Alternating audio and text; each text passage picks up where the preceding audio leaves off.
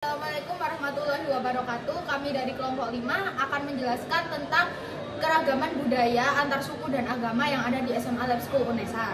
Sebelumnya perkenalkan diri saya terlebih dahulu. Saya Keila absen 18. Saya Renadi Auliandita absen 28.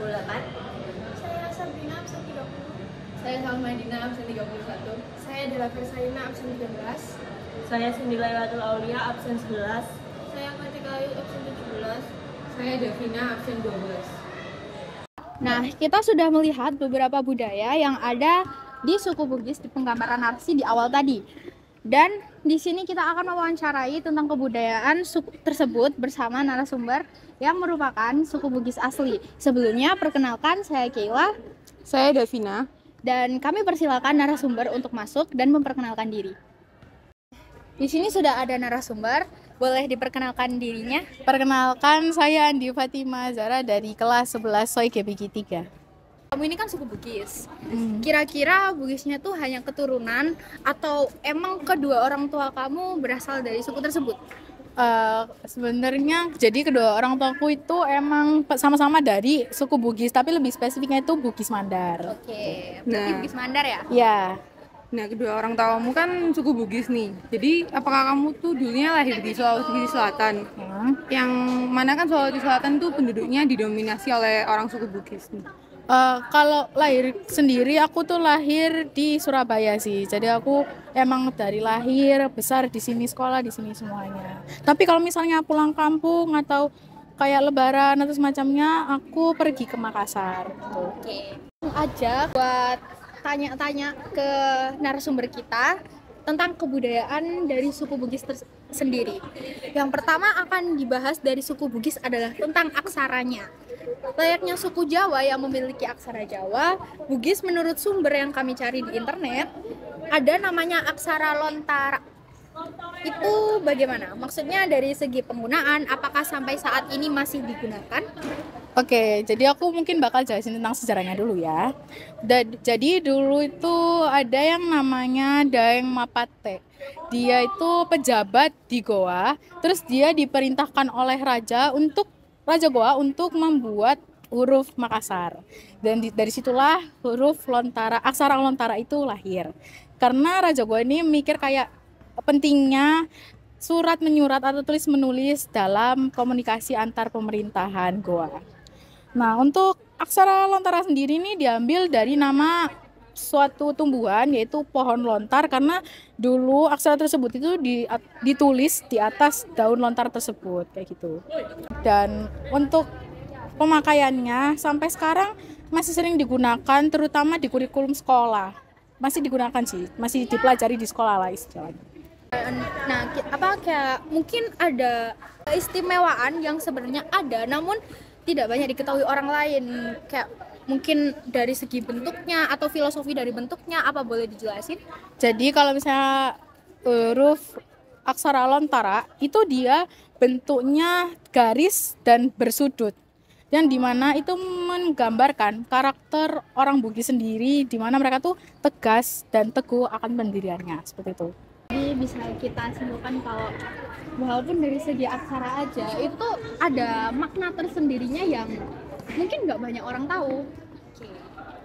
Kita langsung aja move ke ranah budaya Bugis lainnya, yaitu konon katanya masyarakat Bugis suka merantau, meninggalkan kampung halamannya.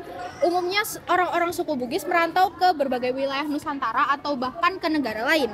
Apakah ada tujuan atau maksud tertentu yang berhubungan dengan adat istiadat setempat? Oke, aku jelasin ya. Jadi emang namanya kita itu dikenal sebagai pelaut ulung, di mana dalam pelayarannya kita nenek moyang menggunakan kapal yang namanya itu kapal pinisi. Terus awalnya sih sebenarnya ya tujuan mereka pergi merantau itu untuk mencari kebebasan, karena pada saat itu sedang ada konflik antara kerajaan Bugis dan kerajaan Makassar sekitar mungkin kalau tidak salah abad 16 sampai abad 19. Dan saat itu juga kayak kan jadi situasinya itu lagi gak enak ya. Orang-orang itu mencari keamanan, kebebasan dan kenyamanan, akhirnya mereka merantau seperti itu. Nah, di perantauannya tersebut mereka juga punya tujuan lain, yaitu buat berdagang untuk melanjutkan kehidupan sehari-harinya kan. mereka berdagang dengan menjunjung tinggi 3 filosofi. Yang pertama, ujung lidah. Ujung lidah ini maksudnya mereka bakalan bertutur dengan baik di mana tempat mereka menyandarkan kapalnya. Jadi ini bisa dibilang kayak semacam teknik marketing gitulah dalam mereka berdagang. Jadi kayak orang-orang itu bakal simpati sama mereka dan akan membeli dagangannya. Terus yang kedua ada ujung kelamin. Jadi mereka itu kayak mau menguasai suatu wilayah, tempat ya bisa dibilang tempat mereka menyandarkan kapal tersebut saat di perantauan. Lalu tapi mereka nggak mau adanya pertumpahan darah dalam perebutan wilayah tersebut, menguasai lah istilahnya. Jadi mereka melakukannya dengan cara menikahi perempuan kayak petinggi-petinggi di daerah tersebut lah istilahnya. Terus yang terakhir ada ujung badi. Orang Bugis Makassar itu pemegang suatu nilai kayak disebut siri napace, yaitu suatu nilai untuk mempertahankan harga diri. Jadi mereka kayak nggak mau diinjak-injak. Dan kalau misalnya mereka diinjak-injak, misal harga dirinya diinjak-injak, mereka bakalan melakukan perlawanan. Gitu sih. Berarti sekedar merantau aja ada filosofi tersendirinya ya. Keren banget sih suku Bugis. Iya. Nah, kita kan sudah sering nih mendengar kata uang panai. Jadi uang panai itu apa sih dan tujuannya sendiri itu apa sebenarnya? Jadi uang panai itu beda ya sama uang mahar, karena kalau mahar itu kan kayak hak mutlak buat perempuan, sedangkan panai itu buat keluarga perempuan. Nah, uang panai di adat Bugis Makassar ini nilainya tuh cukup tinggi karena orang Bugis itu tuh sangat menghargai wanita. Tujuan untuk membayar uang panai ini biasanya buat membayar pesta perempuan dan maknanya itu sebagai simbol penghargaan perempuan Bugis Makassar. Kalau dari segi nominalnya apa ada ketentuan atau ada maksimum minimumnya? Kalau nominalnya itu nominal panai tergantung kesepakatan antar keluarga sih, karena semakin tinggi gelar seorang perempuan, maka semakin tinggi juga uang panainya. Nah, gelarnya bisa dimaksudnya di sini kayak misalnya dia bermargaan atau dia sudah bergelar doktor, lulusan S2 dan semacamnya, itu bakal lebih mahal lagi panainya. Nah, itu informasi tentang uang panai yang kita dapat dari narasumber kita.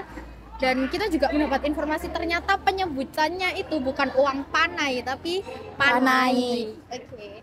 Pertanyaan terakhir nih dan masih berkaitan juga dengan pernikahan. Jadi kita pernah mendengar mengenai istilah mapaci. Jadi boleh dijelaskan nggak lebih rinci mapaci ini tuh gimana?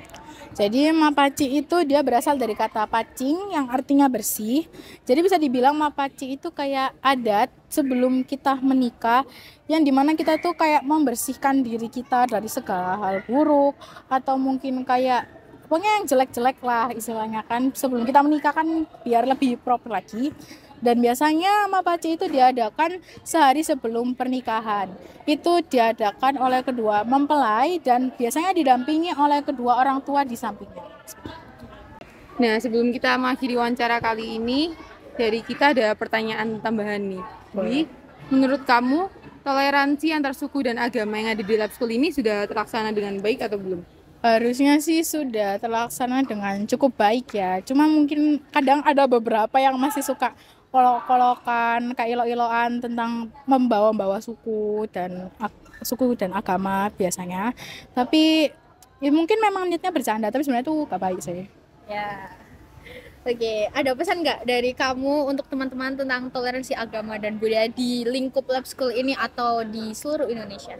Jadi karena kita kan Lab School ini sekolah umum, jadi otomatis kita agamanya beda-beda, sukunya juga beda-beda. Nah, mungkin bisa kita saling menghormati dan saling menghargai aja sih, biar kita bisa di lingkungan sekolah yang nyaman dan aman, bebas dari perselisihan dan semacamnya. Oke, sampai sudah kita di akhir wawancara ini. Terima kasih banyak untuk Rara sudah meluangkan waktunya untuk kita wawancarai. Terima kasih sudah mau berbagi informasi tentang suku Bugis.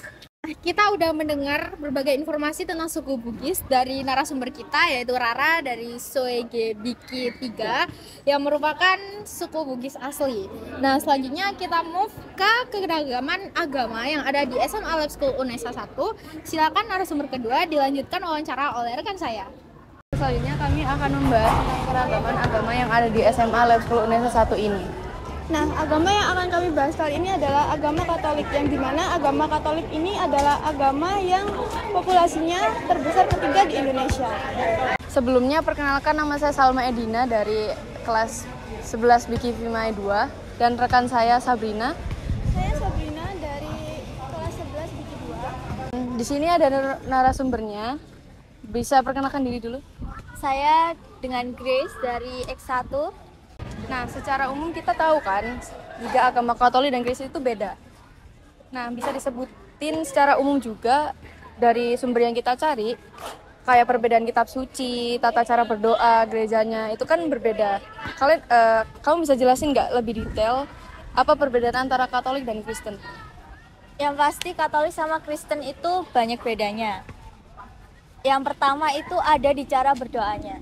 Cara berdoanya, kalau Katolik biasanya kita kan membuat tanda salib dalam nama Bapa dan Putra dan Roh Kudus, amin. Sedangkan Kristen, mereka hanya langsung berdoa saja. Lalu di Katolik juga kita mengenal ada 7 sakramen. Sakramen baptis, taubat, ekaristi, perkawinan, imamat, dan perminyakan. Sedangkan di Kristen, mereka hanya mengenal 2 sakramen, yaitu perjamuan kudus dan juga sakramen ekaristi. Lalu ada juga yang membedakan antara kita berdua dari segi bangunan gerejanya. Biasanya kalau di Katolik, ciri khas utamanya adalah korpus, yaitu tubuh atau patung Yesus di salibnya. Sedangkan kalau gereja Kristen biasanya hanya lambang salib saja. Lalu dari segi ekaristinya kita juga beda. Kristen tidak mengenal misdinar. Kristen juga tidak mengenal Bunda Maria. Mereka hanya berdoa kepada Tuhan Yesus Kristus. Tetapi jika Katolik, kita juga berdoa kepada Bunda Maria. Pertanyaan selanjutnya, di agama Katolik itu tentunya ada perayaan Paskah. Nah, kita pernah mendengar tentang perjamuan kudus, yang dimana ada roti dan anggur. Nah, kamu bisa jelasin nggak apa makna dari tradisi tersebut secara lebih mendalam lagi, dan apakah perjamuan Tuhan agama Katolik ada bedanya dengan perjamuan Kristen? Perjamuan agama Katolik sama Kristen tentu ada bedanya waktu perayaan Paskah. Di Paskah sendiri mereka hanya mengenal Jumat Agung, sedangkan kita ada masa Prapaskah, yaitu Rabu Abu, Kamis Putih, Jumat Agung, Sabtu Suci, baru Minggu Paskah. Dari perbedaan perjamuannya itu sendiri, biasanya kita mengenal penerimaan sakramen Kristus atau tubuh Kristus. Dari tata cara misanya sendiri juga sudah berbeda. Nah, maknanya itu kita sejiwa dan seraga dengan Kristus. Selanjutnya, kita tentu pernah mendengar tentang kata baptis. Nah, dalam agama Katolik, baptis itu apa sih? Dan apakah ada perbedaan tata caranya dari agama Katolik dan Kristen? Kalau baptis sendiri itu kan berarti dihapuskan dari dosa ya. Jadi penyucian kembali atau dilahirkan kembali. Tentu aja masih ada bedanya antara Katolik sama Kristen. Kalau Kristen biasanya kan langsung diceburkan ke kolam. Dan mereka juga nggak wajib pakai nama baptis. Atau nama baptisnya tuh biasanya kalau mereka diambil dari Alkitab. Sedangkan kalau kita biasanya diambil dari tokoh-tokoh inspiratif. Kayak Santo Santa atau tokoh-tokoh di Alkitab juga.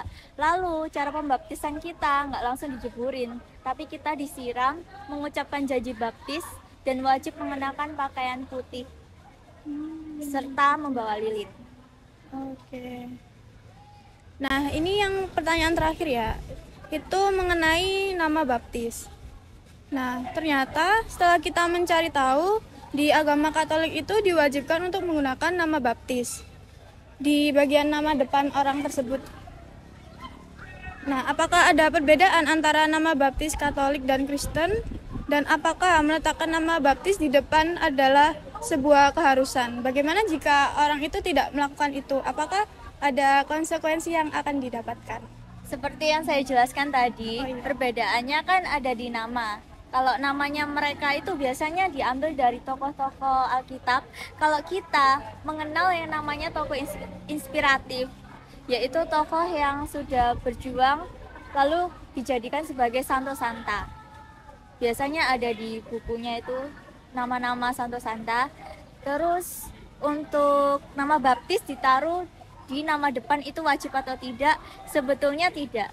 Kenapa dia ditaruh di depan? Karena dia kan sebagai pedoman hidup kita.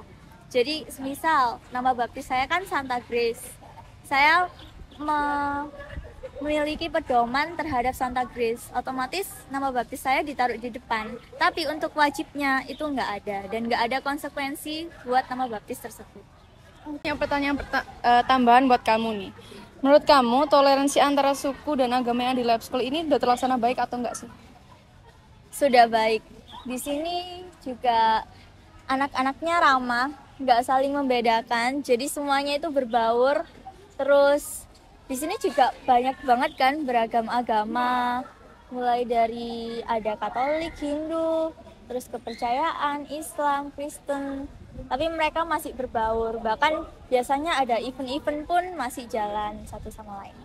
Nah, ini yang terakhir nih, dari pertanyaan tambahan aku, ada pesan nggak dari kamu untuk teman-teman toleransi agama di budaya di Indonesia ini?